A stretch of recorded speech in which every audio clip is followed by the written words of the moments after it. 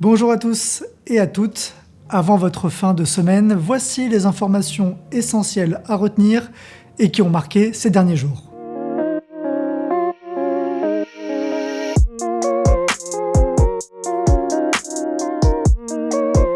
Manitoba Possible, qui avait été retenu par la ville de Winnipeg pour l'achat de l'ancien hôtel de ville de Saint-Boniface et de l'ancienne caserne de pompiers, a finalement décidé de se retirer du projet.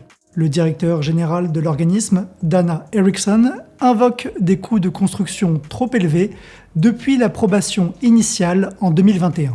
Cette décision signifie que les bâtiments restent donc la propriété de la ville de Winnipeg. Angela Cassie, présidente de la Société de la francophonie manitobaine, espère trouver une nouvelle entente avec la ville. On espère vraiment que la ville va nous permettre de trouver un partenaire pour assurer la sauvegarde et le développement du site. Des distributeurs automatiques de trousses de naloxone et de seringues stérilisées seront bientôt installés à Winnipeg. Ce projet a été lancé par Kiiwetinoong Inini Minaoyawin, un organisme qui œuvre à l'amélioration des soins de santé pour les Premières Nations dans le nord du Manitoba. Cette initiative vient aider à lutter contre la crise de surdose. David Alper, professeur à l'école de travail social de l'Université de Saint-Boniface, salue ce projet, mais rappelle tout de même que dernièrement, les drogues sont contaminées par des substances très toxiques et contre lesquelles la naloxone n'est pas efficace.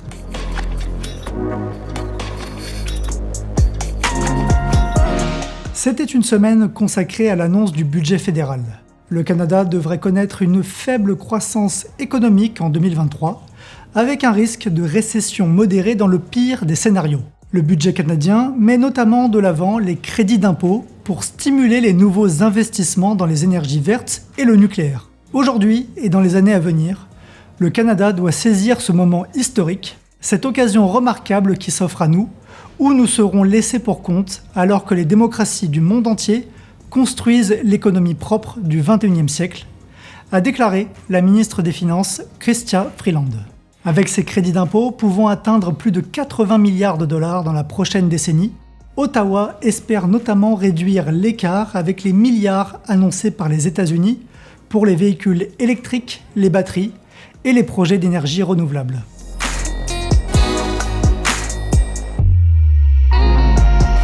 Un grand jury d'un tribunal de New York a voté l'inculpation au pénal de Donald Trump dans une affaire d'achat de silence d'une actrice de films pornographiques en 2016. C'est un fait sans précédent pour un ancien président. Donald Trump a dénoncé une persécution politique et une ingérence électorale lors des élections de 2024 auxquelles il aspire à être candidat. Voilà, vous savez maintenant toutes les informations essentielles avant votre fin de semaine. Merci et à la semaine prochaine.